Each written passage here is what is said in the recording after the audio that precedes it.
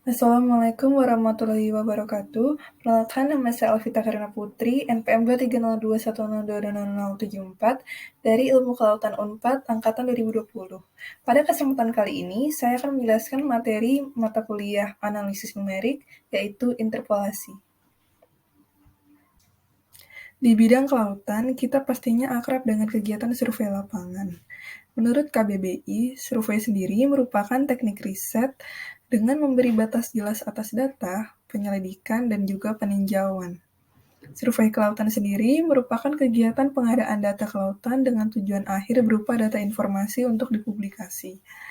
Dan jenis survei rentang waktu digunakan untuk mengetahui kecenderungan fenomena dari waktu ke waktu. Misalnya, seperti monitoring fenomena ENSO atau El Niño Southern Oscillation, lalu keadaan tutupan lamun, keadaan karang, dan lain sebagainya. Beberapa tahapan survei antara lain, yang pertama adalah prasurvei yang meliputi perencanaan dan persiapan. Lalu yang kedua, survei itu sendiri, yakni meliputi pelaksanaan dan pengendalian. Lalu yang terakhir adalah pasca survei, yakni pengolahan output. Kemudian, pengolahan output pada pasca survei ini dilakukan berdasarkan data-data yang telah diambil ketika melakukan survei. Nah, berikut beberapa tahap pengolahan data. Yang pertama, ada editing, yakni untuk melihat atau memeriksa kelengkapan data, atau cukup atau tidaknya data. Ada yang kurang atau tidak. Lalu yang kedua adalah coding, yakni pemrograman untuk merangkum jawaban atas variabel. Lalu yang ketiga adalah data entry, atau memasukkan data ke perangkat lunak, khususnya PC atau komputer. Keempat adalah tabulating, atau tabulasi. Nah, fungsinya ini untuk memasukkan data ke Excel. Lalu yang terakhir adalah cleaning, atau membersihkan, yakni di sini maksudnya itu menghapus data yang kurang relevan akibat beberapa faktor, seperti sumber yang salah, data yang terduplikat, tidak teliti, dan bisa juga mungkin karena kesalahan alatnya sendiri. Di tahap awal ketika memeriksa kelengkapan data, terkadang kita menemukan ada data yang kosong di antara data-data yang lainnya. Nah, di bidang kelautan sendiri, contoh kasusnya ini misalnya kalau kita sedang mengambil data di banyak stasiun dalam kurun waktu seminggu, lalu mungkin sempat sehari hujan, sehingga kita nggak bisa ngambil data.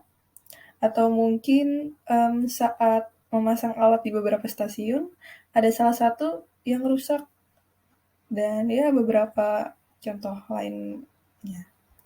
Nah, salah satu metode untuk melengkapi data yang kosong tersebut, itu bisa dengan teknik interpolasi.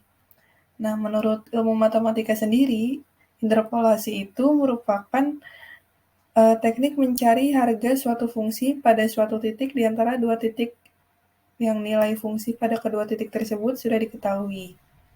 Dan interpolasi ini digunakan untuk memperkirakan suatu nilai tengah mengenai suatu perangkat nilai yang udah kita tahu. Caranya yakni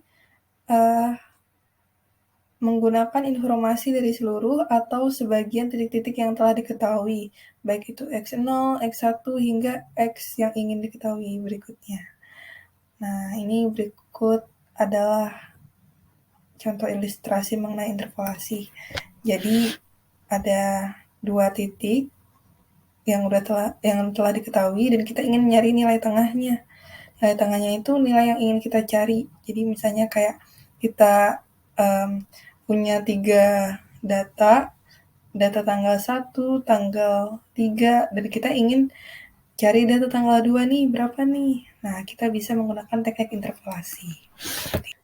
Terdapat beragam jenis interpolasi, yakni ada interpolasi linier, kuadratik, polinomial, dan juga Lagrange. Yang pertama, interpolasi linier. Interpolasi linier sendiri merupakan sebuah algoritma matematika yang bisa diaplikasikan untuk menaksir suatu titik harga tengahan melewati suatu garis lurus terhadap setiap dua titik masukan yang bisa berurutan.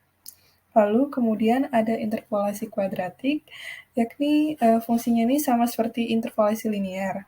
Namun, pada kasus tertentu, Telah banyak penggunaan interpolasi linear yang tidak maksimum pada penggunaannya ketika dipakai pada fungsi yang berpangkat 2.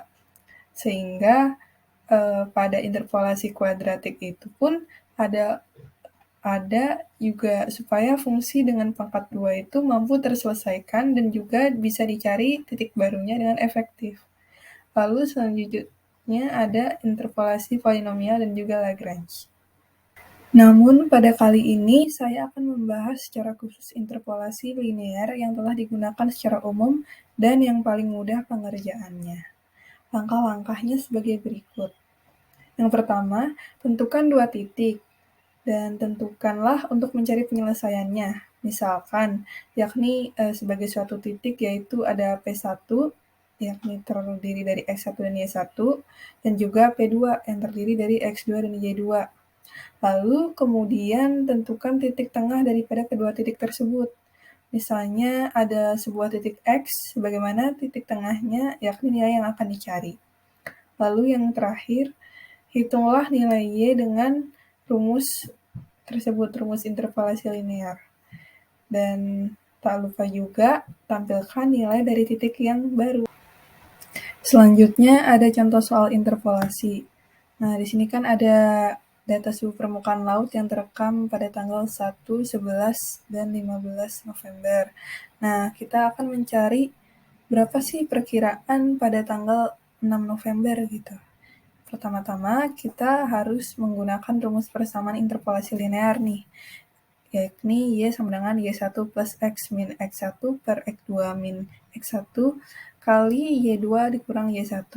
Rumus ini mungkin terlihat berbeda, padahal sebenarnya itu merupakan penyederhanaan dari slide sebelumnya tadi. Nah, kemudian masukkan data tersebut ke dalam rumus menjadi sebagai berikut. Jadi kita pakai acuannya itu karena tanggal 6 ada di antara tanggal 1 dan juga tanggal 11, maka yang diambil 27 dan 30. Nah, ini Y-nya, Y ketika tanggal 6 sama dengan 27 atau suhu pada tanggal 1 ditambah 6.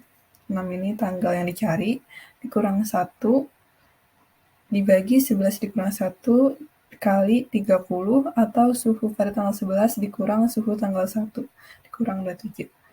Hasilnya ya sebagai berikut, 28,5 derajat. Jadi didapatkan pada 6 November 2020 suhunya itu 28,5 derajat.